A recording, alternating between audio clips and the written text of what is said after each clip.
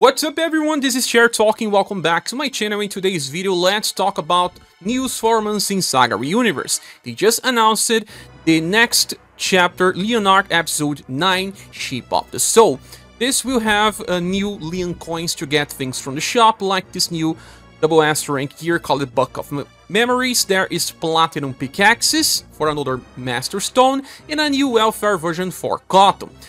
They will also increase the HP and status cap right before release of next Remembrance. This will help us with the new challenge. Besides the new story arc, we have the announcement of the new Ultra Deluxe banner that has two exclusive styles, being Blue and Time Lord. Those two are limited, and Nuzakan that will become Platinum once the banner ends. So we already have the information about these characters, and Blue is a buffer and Time Lord is an utility character. Nuzakan is also utility for support. Let's go straight to Reddit. Hans43 posted all the information. He translated the video from the Taiwanese community. Once again, thank you so much for doing this amazing job, and compared to the JP counterparts of the characters. Well, Blue got buffed for endurance and will, especially for will, so he became better on fighting against bosses. And he does have very good intelligence, a little lower agility, but that won't be a problem. Moving on, he has a 25% damage reduction to shadow attacks applied to the party, and also gets 2 BP on the end of a turn. That's really nice because he actually wants that BP. And then when all allies are alive, he increases damage for then all by 15%, alongside High Protect Tension that increases the damage by 20%, reduces damage taken by 30. So he's kinda good for boss fights because he has at least 1 damage reduction against enemies with shadow attacks, even better. So his damage is not that stellar, but he is more of a support unit. Skill number 1 is a single target attack with S power that before attacks buffs intelligence of all surviving allies, including himself, and then he attacks. It will feel like a double S power attack with just 5 VP, so pretty nice. But he's actually much better for skill number 2, that has a 5 VP cost as well. He can use it anytime and can only be used 5 times. It's a fast support skill that grants enhanced sorcery that will buff damage for mages by 50% and lasts for the whole fight. He can use this 5 times on the same character to stack 250% damage increase to a single character. So this is a way to try to make your own mage Leon in a fight. It takes time to build up, but your character will do plenty of damage. So after that, you just go back and use skill number 1 to buff intelligence, using this alongside Meteoric Pin of Victory in your newest Melissa will increase the damage of mages by quite a lot. Then the third skill is a full AoE attack with 10 BP cost, just some damage, and before he attacks, he buffs intelligence by up to 30%, and then he attacks. It will feel like an S power attack for only 10 BP, and he can use this on turn 1 and turn 3 for Final Aizen, for example. This character is nice. He has a future in the meta by just increasing damage potential of other mages, not himself because he is not really a nuker, and you can even inherit a heal spell and forget about past inheritances since this blue does not need. It's a character that will stay relevant for the time being. The next one is Nuzakan, and this will become Platinum. Like I said, he has a good intelligence and average will. Dexterity was decreased just for these buffs. Well, nothing here screams high status. In the start of a turn, he has a chance 37 to just buff all status and recover 3 BP. The second one, on the end of turns multiplied by 3, that being 3, 6, 9 and beyond, he will clear all ailments and he buffs applied to all surviving allies. This is just like the latest for news, but without the all status buff part. But he's Platinum, we understand. The third passive, Hyper Robust Protect, decreases damage taken by 30%, and if he is on full HP by another 30. Skill number 1 is Amplify skill that you can also find on Orluge. For 2 BP, you have a single target attack with shadow and cold damage that recovers HP by around 1000 and will also buff intelligence by up to 25% when the attack lands. So pretty cheap, pretty useful.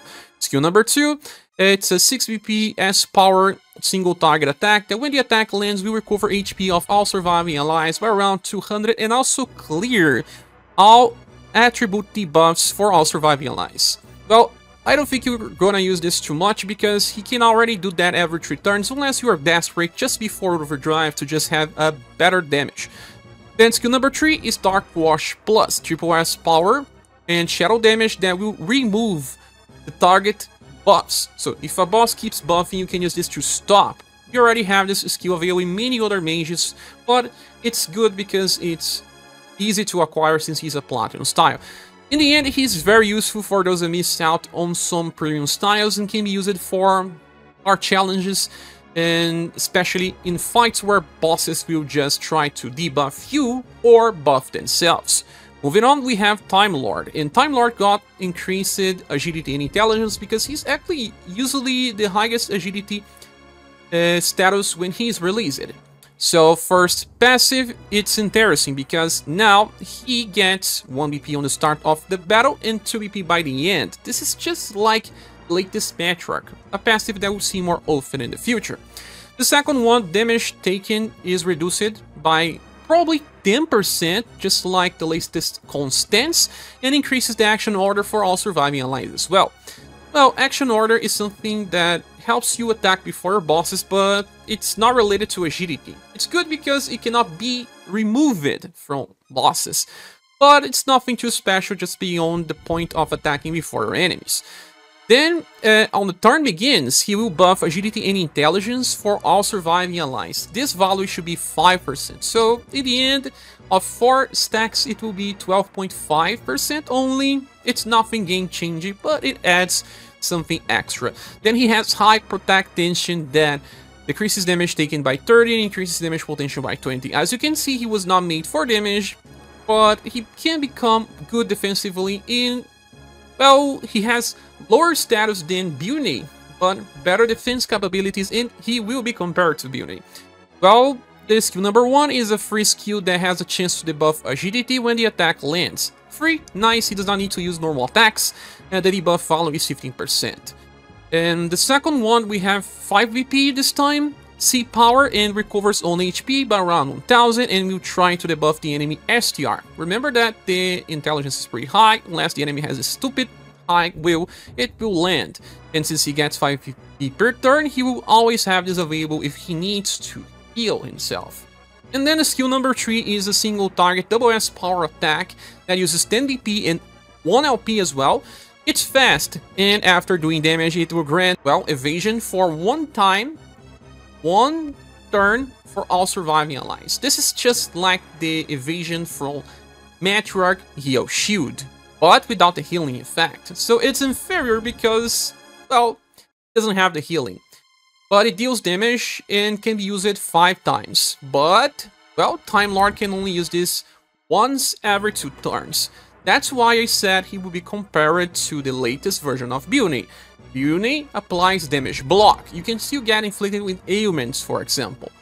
While Time Lord applies evasion. Time Lord will decrease damage taken for all surviving allies while also buffing a little of agility and intelligence, while Bune doesn't. Bune has a skill that will allow her to reduce damage taken by 20%. Bune has better skills to inherit, like AoE healing, and has future styles. Time Lord does not. Bune can keep applying damage block because she does not use LP. Time Lord does. So they are comparable. Bune has a better future, but they can be used on the same scenarios most of the time. By being too similar to Bune, he may get a triple S grade, but I'm not so sure about it. Blue deserves because he is unique, has a very nice type of buff, while Nuzakan is a support unit that may not be so important for those that have premium units, but is very useful for those that miss it out. But this banner will receive a silver award. It is a type of banner where you have to invest a lot because it's just 2% rates for the characters that you want to get. Well, if Beauty banner was not here, I could say this banner will receive a silver award, but since we have Beauty in, that banner value is actually good, I don't know, this will be either a bronze plus or silver minus award by just having a single character that is really impactful. Like I said, Time Lord is just really close to Beauty, and Beauty has a better future. But, well, I will just make a full review tomorrow and talk about the grades and how useful they can be for you. So, I don't know if I'll be pulling, because I don't have chance. So, that's my opinion. What is yours? Please say here on the comment section. Thank you so much for watching this video. Please subscribe if you still haven't. And I want to see you soon in the next one. Bye.